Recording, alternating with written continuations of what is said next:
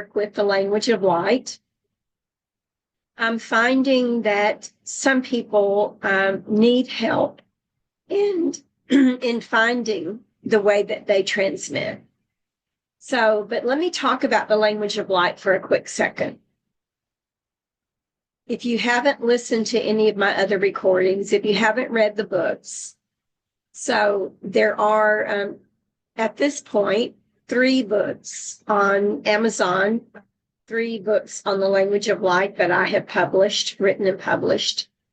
And please do go and look at those. You can find them under my name, Patricia Walls, author. And it is Galactic Frequencies of Light was the first book. It was co-written with 3 other women. And then there was Unlocking the Mysteries of Light Language. And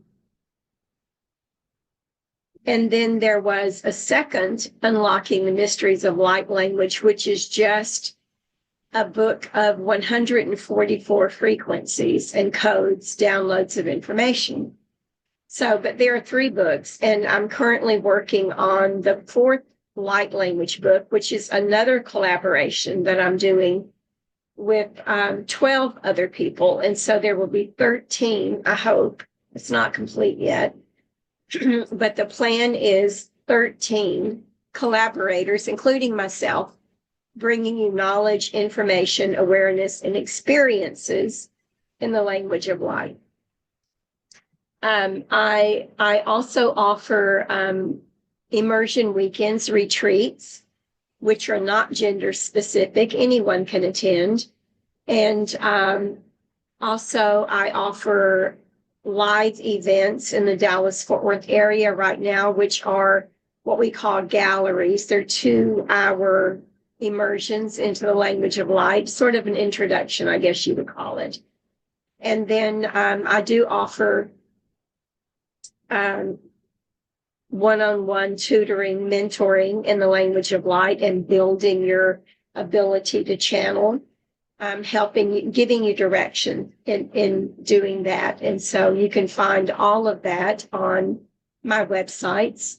That one in particular is, you can either find it on earthwoman.com or unlockingthemysteriesoflightlanguage.com. So let's get on with it. So the language of light is something that belongs to all of us. It is our first language. It is the language that everything spoke in the beginning. And the awareness is that this cosmos is over 950 billion years old. And so we have been communicating, haven't we, since then, as some life form, one life form or another. And we have been everything. You know, you've not just been a human in your incarnations. And so everything, every form of life, and for me, everything is living, right? Even a grain of sand is living, because a grain of sand grows and accumulates and becomes a rock, and it grows and accumulates and it becomes a hill, and it grows and accumulates and becomes a mountain sometimes. Some grains of sand aren't meant to become mountains, but some are. And so everything has awareness, everything has life. There's this program that some people have bought into, that different forms don't have consciousness, they aren't alive, they don't have feelings, and even science has disproved that theory, because they have recorded the Milky Way, they've recorded outer space, they've recorded plants and animals, and they've recorded that they do have a voice, they do have feelings. Dr. Emoto, right? You've read the research for him, where he took water and grains of rice and focused feelings on that, and then he recorded the change in the cellular structure of those things. And people have recorded plants. You know, they put the sensors on plants, and they've given the plant love and nurturing, and they've recorded the frequency, the sounds of that plant, and then they have shouted at it, you know, angry things. They focused anger on it, and they recorded how that looked. And so if you need proof, just do the research, right? The research is there. Everything is alive. And again, we have been all forms in our 950 billion years. It would be very boring if we were just humans the whole time, don't you think? And, sorry, hold on. And we haven't always come into form at all. Some of those 950 billion years, we were simply energy. We never chose to take a form of any kind. We were just energy, just floating, being in the cosmos. So, but the one connecting factor is that we were all speaking the same language at one point. And the story is that we went into the Tower of Babel. Now, I'm not a Bible scholar, so let me just put that little disclaimer in there. But you don't have to be a Bible scholar to understand the truth. And the story that we are fed is that we went into the Tower of Babel. And when I say we, I don't mean just humans. That's the difference in the story that we were fed. So we went into the Tower of Babel, and when we came out, we were all speaking different languages. We all had different forms of expression.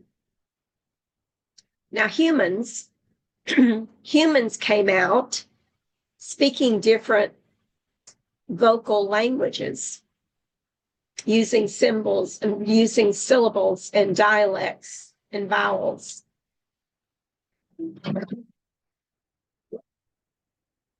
Somebody didn't like that.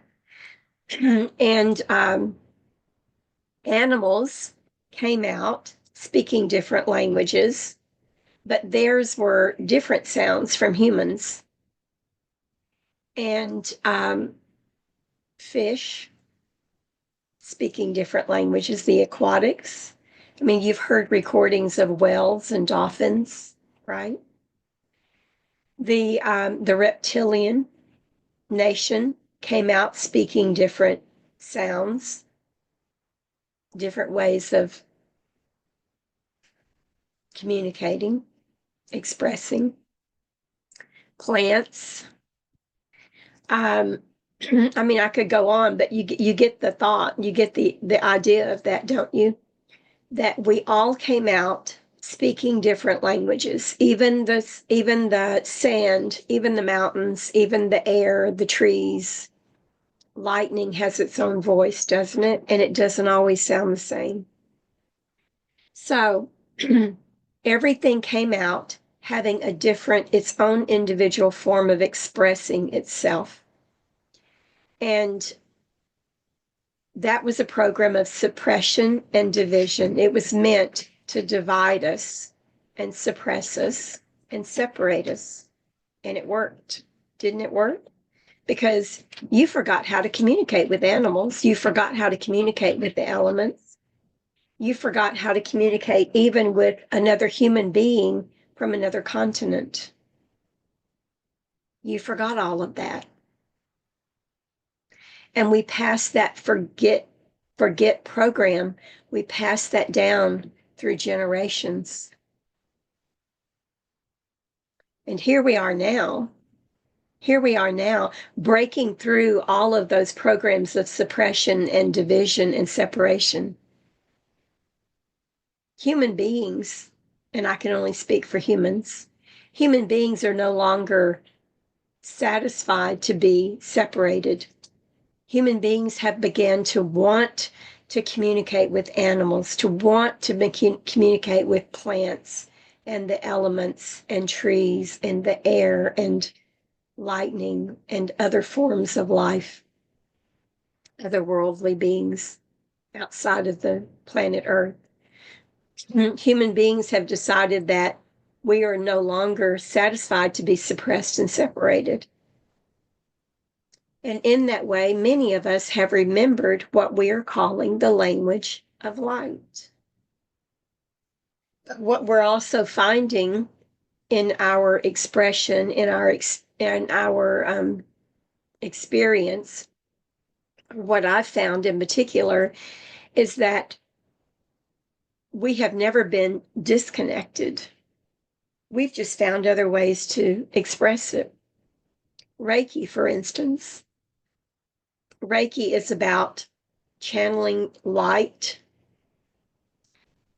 running it through our body and sending it out to a person, place, or thing. Just the frequency of light. For alignment, healing, information. Light language. Using instruments. And whenever a person listens to a particular piece of music, they get a different reaction, right? They talk about the Brahms lullaby. They talk about the rage music. How does the rage music make you feel? Like raging, angry, right? Listening to flutes, listening to drums, listening to the violin and the guitar and the piano. We each have our own reaction to each of those instruments, listening to tingshaws and the crystal bowls and the metal bowls. We all have a different reaction to those ways of bringing in the frequencies. They hit our energy systems in different ways. A form of light language. And so some of us have begun to vocalize the language of light. And in vocalizing it, I've even found that I never sound the same from one minute to the next. There are times when I can recognize certain, we're going to call them dialects, or clicks, or different levels of the frequency that I'm bringing in. There are times when I recognize that from one event to the next. And I need to probably explain something to you, though. So when I am transmitting the language of light, I have a process that, we each have a process for what we do that we think everybody does, and they don't. Everybody's process is different. We do mimic other people sometimes to get into the flow of it, but then that mimicking becomes something different and changed. And so I used to, I still do galleries, which are 2-hour presentations built around the language of light. And I had a partner in the early days. I had a partner in those galleries, and she explained that when she came, what we're calling online with the language of light, when she came online, it was 20 years ago, and that she just felt this pressure in her throat. She was in a situation where she was clearing her home.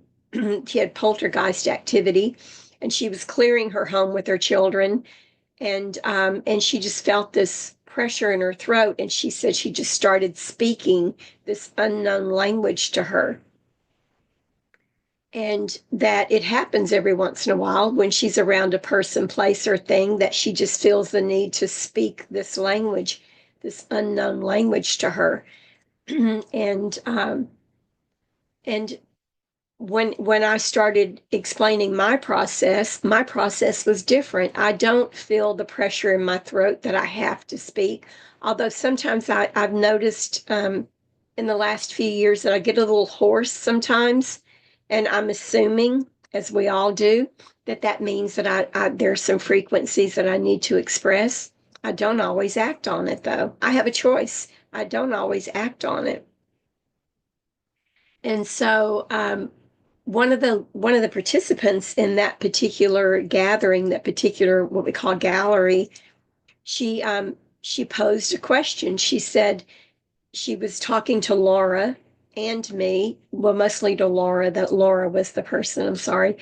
And so she posed a question to Laura, and she said, I'm confused. She said, if you don't have control over it, if you just feel the pressure and you feel like you have to speak it, or it won't leave you alone until you speak it. She said, why is it that you can hold these events and you can time the transmissions?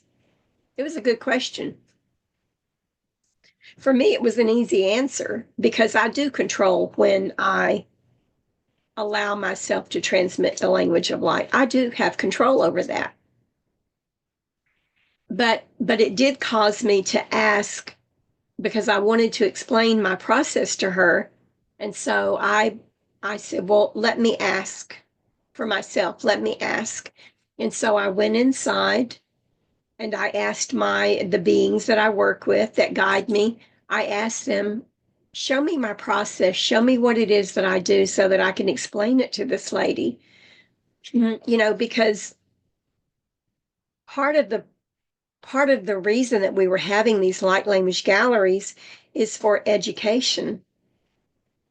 And so in that way, you want to be able to explain, you want to be able to help people understand and have their own awareness of how this happens. And so I asked the beings, show me my process. And so they showed me that and it could be because of my prior experience as a hypnotherapist, and also my prior experience in earth teachings and doing journey work. And so, and readings for people doing mediumship. And so I have that prior experience of knowing how to put my ego to the side. And so that's what they showed me. They showed me that I actually take my little Patricia and I set her over to the side. And then as the hollow bone that we are, and then I talk to the universe and just say, I am here to be of service. How can I be of service? I am willing to bring in this transmission of light and energy and frequencies to people, places, and things. So I'm ready to be of service. And so what they showed me was that I do these two steps. And then I wait for the energy to shift. And so for me, because I'm claircognizance, I don't really feel energy shift. I have an awareness that the energy has changed. And so I wait for the awareness that the energy has changed. And then I open my mouth and allow the transmission to come out. That's my process. It's not everybody's process, right? But in her asking that question, it helped me to come to terms. It helped me to have awareness of what happens for me, because I work in trust. It's like, you want me to do what? Okay, I can do that. Show me how to do it and I can do it, because I have a rule that I only work with the beings of light in doing this work. And so I trust that when they give me guidance, I trust that it is coming from the highest light, and that it is something that would benefit others, and so I do it. And so that is how I transmit the language of light. And even when I'm doing it, I will have an awareness that and we're going to call it dialects, because again, we have to name everything. I have an awareness that the dialect is different from time to time to time. And so even though Laura had already explained the Tower of Babel in the way that she understood it or understood it, and it really helped me to make sense. I needed a bigger explanation than that so that I could help people who were asking me about it. And so I asked the beings, well, okay, then explain to me why I sound different from 1 minute to the next. How does that happen? And what they explained was they told me going back to the Tower of Babel. When we came out, we were all having different expressions, even the humans. The expressions took the form of English, German, Chinese, all the different human languages, not English, all the different human languages. And all of those different human languages are only fragments of the one source language, that when humans went in, we were all speaking the same language. When we came out, we were speaking different, we were expressing ourselves different. We're going to call it languages, but we had different expressions. And all of those expressions were only fragments of the one source language, which was basic, just basic, what's the word? Thoughts, I can't think of the word. So once you start doing light language, a lot of times you lose English words, and I do that all the time. And so whenever I'm transmitting the language of light for a person, place, or thing, because I've agreed to be a channel, telepathic, it always comes to me later. So we were basically all telepathic, right? We were communicating through frequencies and vibrations, not vocally. But anyway, they said that whenever I am channeling the language of light for a person, place, or thing, because I've agreed to be a channel, I'm only bringing through that one fraction or more, but I'm only bringing through fractions of the one source language that person, place, or thing needs at that given time, because energy never stops moving. If it stops moving, it's dead, right? And so things are always moving and shifting.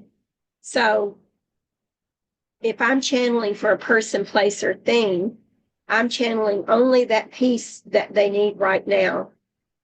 And if I channel again for them in 15 minutes, it may sound entirely different, because I'm going to be channeling what they need in that moment in time.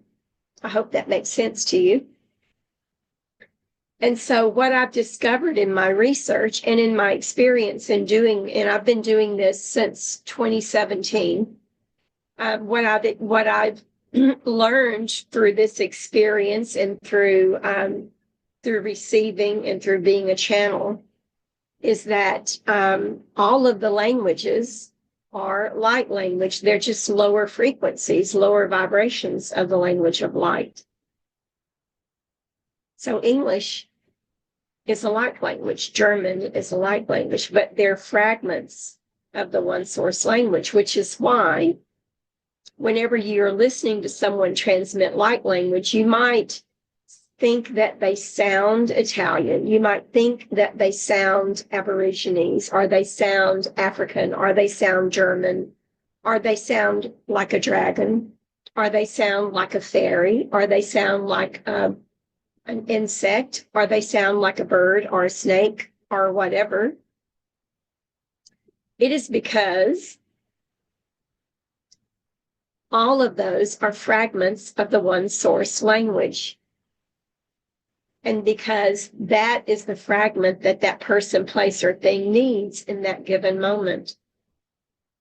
And the other thing they explained to me was that when someone first comes into the agreement to be a channel for the language of light, many times they're tying into their home planet, their home species, right? Which is why a lot of times when people first begin to transmit the language of light, they only do it in clicks, like insectoid, right? Or they only do it in chirps like birds? Or they only do it in human language? Or they only do it in really grovelly like dragon or reptilian? Normally it's because, according to the beings, that they have linked into their home planet. So let me describe what my awareness is for home planet. So as beings who have taken many forms in our 950 billion years, right? We didn't always come into a form. Sometimes we're just energy. We discussed that. Sometimes we never take form. And form, I mean a rock, a human, a plant, whatever. We don't always take form. But what they're calling home planet is the first planet that you became form on. It becomes home to you. So for some people, home was one of the dragon planets, and there are many, by the way. It may have been a planet where the Fae came from. And they want me to share that this planet that we're on currently, the planet called Earth, Gaia, was seeded with beings from other planets. Because everything has intelligence, everything has consciousness, right? Everything is here because it came here from another planet. And the Earth is only another planet in the cosmos. So we're not the only planet that other beings have migrated to, by the way, but we're talking about Earth right now. And so, I mean, if you've ever watched some of the documentaries on ocean life and seen some of the things that live down deep in the ocean, and they look extraterrestrial. Hello. And if you've ever walked down the street and looked at another human being and looked at that human being and said, you just don't look right. You don't look like you're fully human. That's true, because another of the teachings, assumptions, beliefs is that human beings were also seeded from other planets, other life forms, other worldly beings, and that we don't all look the same. We don't all have the same DNA. We have some common DNA. Research has proven, science has proven, you can research it, you can Google it, you can look it up for yourself, but they have found through doing DNA sequences that a human being has DNA sequence from a lot of different other animals, plants, other life. We share DNA sequences with chimpanzees. I mean,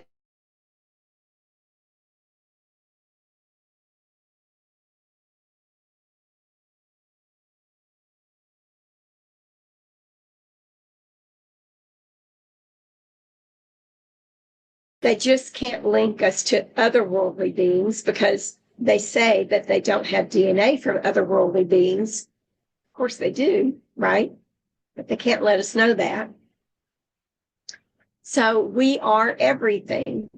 Not only have we been everything, not only have we taken different life forms, we are also everything. We're made up of everything.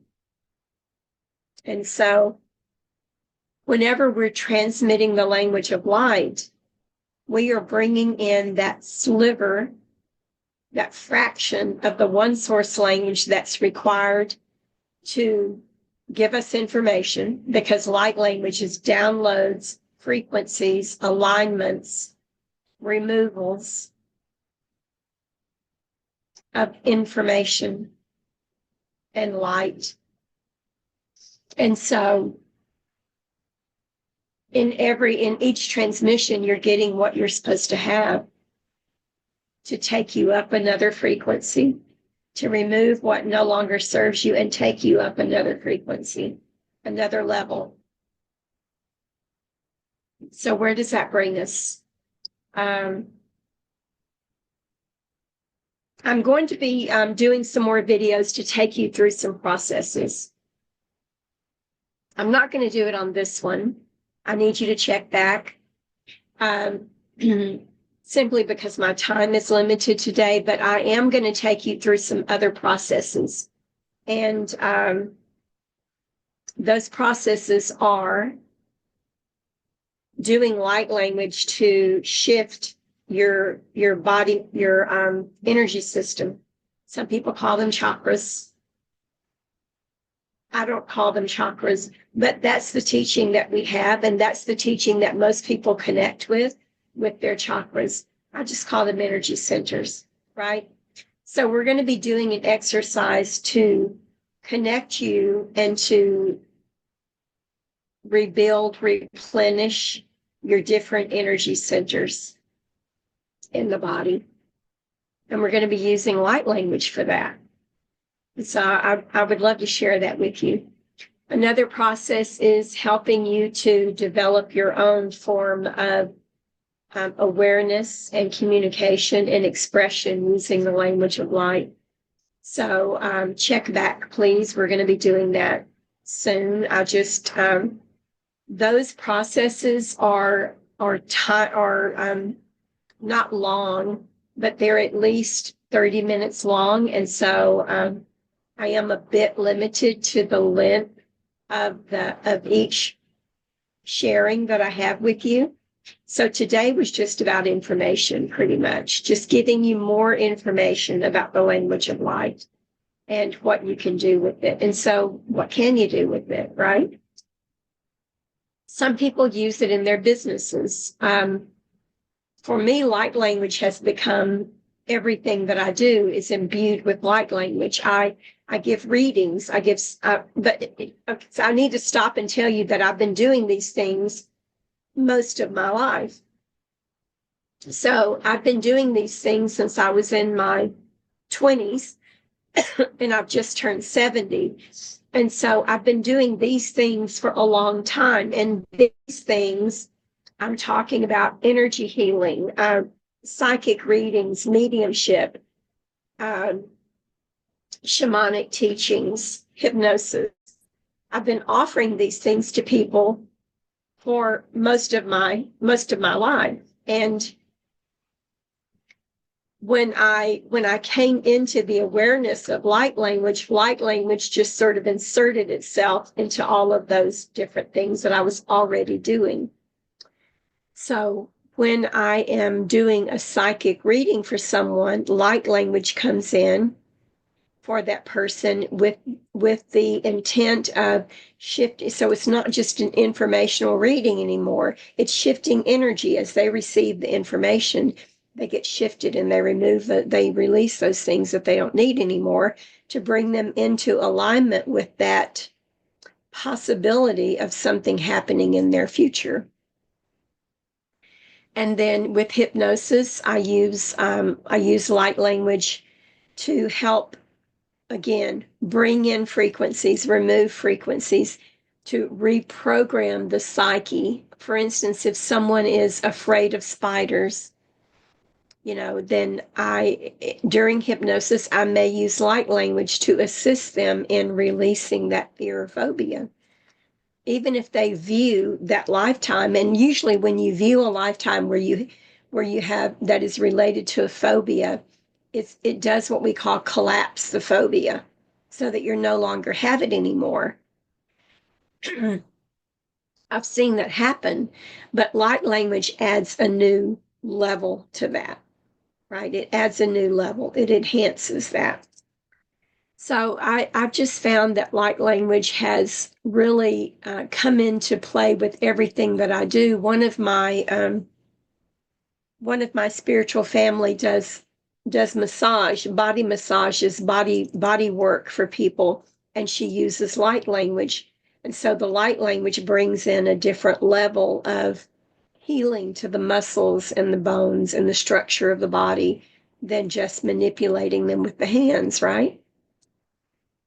So there are so many different ways to use it. I've used light language if I am if I see a pond or a body of water that is polluted, I will stop and bring in frequencies of light to help to relieve the pollution and the stress on the body on the lake. Plants. I do light language in my home for my plants and my jet, my 110-pound Rhodesian Ridgeback, who's right now just laying on the floor, being quiet, which is unusual for him. Thank you very much, Jet. And so you can use it in so many different ways. I mean, for your own spiritual growth and expansion. Every time that you channel light language, you raise your frequency, right? You get more clear on your connection to the universal source, and so your guidance is clearer. Anyway, thank you for checking in with me. Thank you for playing with me today. Thank you for listening. And I hope that the information that I shared with you will help you to understand what you are experiencing, and gives you some kind of direction. And please do check back. I'll see you soon.